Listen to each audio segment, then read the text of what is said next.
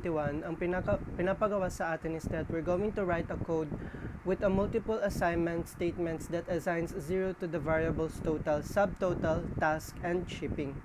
So, as you can see, dun sa tinatype ko kanina, ito yung tinatype ko na code natin ngayon, na gagamitin natin.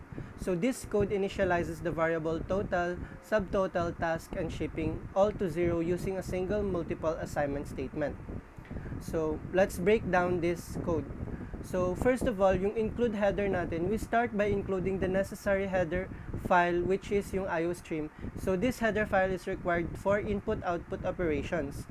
So, yung main function natin, yung the main function serves as the entry point of the program execution of the program begins from here. So, yung variable declaration natin, yun na yung 4 integer variables natin, which are the total, subtotal, task, and shipping. These variables will hold their respective values. So, para dun sa multiple assignments natin, itong line na ito, yung total is equal to subtotal is equal to task is equal to shipping is equal to 0, is a multiple assignment statements. It assigns the value 0 to all 4 variables in a single line. So, paano ba siya gumagana? So, yung shipping is equal to 0, ina-assign niya yung value 0 dun sa variable na shipping. Yung task naman, ina-assign niya is equal to shipping, which is yung value ng shipping which is 0 is, yun na yung variable ng task. Sa subtotal is equal to task naman, yung value ng task which is 0 din to the variable subtotal. And sa subtotal naman is equal to sa total naman is equal to subtotal, which is yung value ng subtotal ina-assign niya doon sa variable ng total. So therefore, all 4 variables end up with 0 value. So para sa output natin, itong program na to magpe-print siya ng values of total, subtotal, tax, and shipping using stdcout. So finally, magre-return siya dun sa main function returns 0 to indicate na tama yung program na ginawa natin. So in summary, itong code na to, nag-i-initialize siya ng 4 variables which are the total, subtotal, tax, and shipping to 0 using single line of code through multiple assignment. Then it prints out these values to the console. So pag i-run natin yung code na yun, ito yung magiging output niya.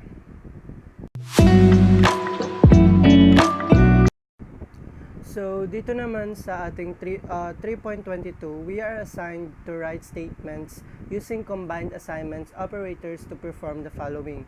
So, for letter A, we have to add 6 to X. For letter B, subtract 4 from the amount. Letter C, divide total by 27.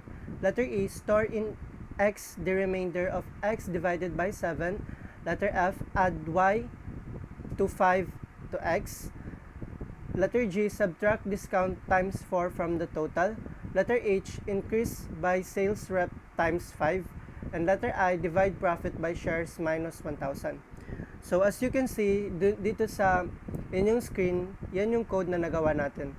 So let's break down these codes into each explanation properly. So for letter A, X plus is equals to 6.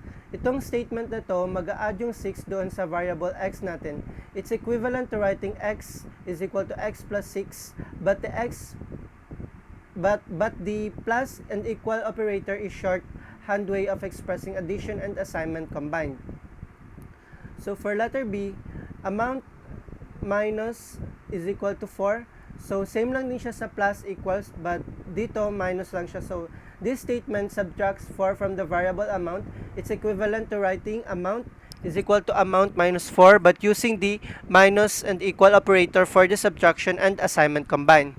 So for letter C, Y times is equals to 4. So same lang din siya sa A and B. So for letter D naman, total divided by is equal to 27. So same lang din siya sa A, B, and C.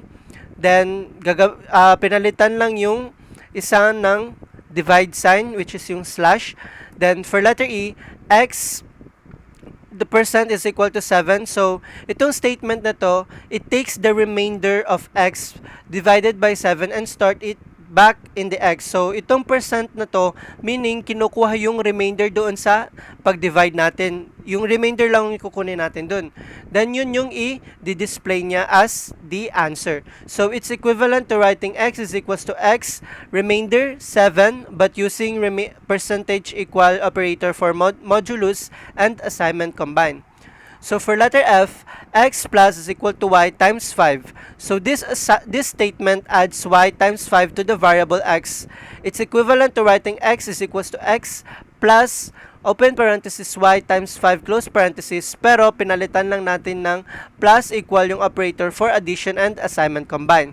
So for letter G, total minus is equal to discount times 4. So this statement subtracts discount sorry. So this statement subtracts discount times 4 from the variable total. It's equivalent to writing total is equal to total minus discount times 4, but using minus is equal operator for subtraction and assignment combined. So for letter H naman, increase times is equal to sales rep times 5. Then itong statement na ito, magmumultiply yung increase by sales rep natin ng 5. So equivalent ito siya sa writing na increase is equal to increase times sales rep times 5, pero gagamit tayo ng yung asterisk is equal to operator for multiplication and assignment combined. So sa profit naman natin is slash equal to shares minus 1,000. Itong statement na ito, i-divide yung profit natin by shares minus 1,000. So ang equivalent to writing nito is profit is equal to profit divided by shares minus 1,000. Pero ginagamit natin yung slash and equal operator for division and assignment combined. So itong mga combined assignment operators na ito, it makes the code more concise and readable by performing the operation and assignment in a single step.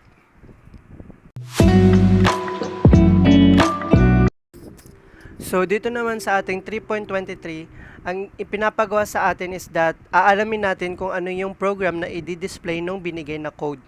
So makikita nyo dito sa interface ng computer nyo or ng cellphones nyo, yan yung given na code natin. So ngayon, itong code na to is i-run natin at aalamin natin kung ano yung magiging display output niya. So ito na nga yung display output ng program na ibinigay sa atin. Now let's explain this one. So this code initializes 3 integer variables, unos, dos, tres, with the value 5. Then it performs various arithmetic operations on these variables and prints out their value. So i-analyze natin itong code na to step by step. So as you can see, ang display output ng code na ito is 3, 11, and 1. This is because unos is modified to 3. After all, the operations duo becomes 11 and tres becomes 1. So, bakit ganito ang nangyari? Let's explain. For initialization, ang int unos, dos, tres, unos is equals to duo is equals to tres is equals to 5. Here, 3 integers variables unos, duo, and tres are declared. So, they are then initialized with the value 5. This line can be read as settings unos, duo, and tres all to 5. So for arithmetic operations, unos plus is equals to 4, then add 4 to unos, then duo times is equals to 2, multiply duo by 2, then tres minus is equals to 4, subtract 4 from tres, then unos divided by slash is equals to 3, divide unos by 3, and duo plus is equals to tres, add tres to duo. So for the output, cout unos, cout, then less than unos, less than and L, then cout less than duo, less than and L, and cout tres less than and L. So this prints out the values of unos, duo, and tres respectively, each followed by a new line. So para sa return naman natin, yung sa return 0, itong line na ito mag-signify na babalik doon sa main function and returns to 0, indicating the successful completion of the program. So, pag i-run natin yung program na yun, ang magiging output is 3, 11, and 1. This output corresponds to the value of unos, duo, and tres respectively after all the arithmetic operations.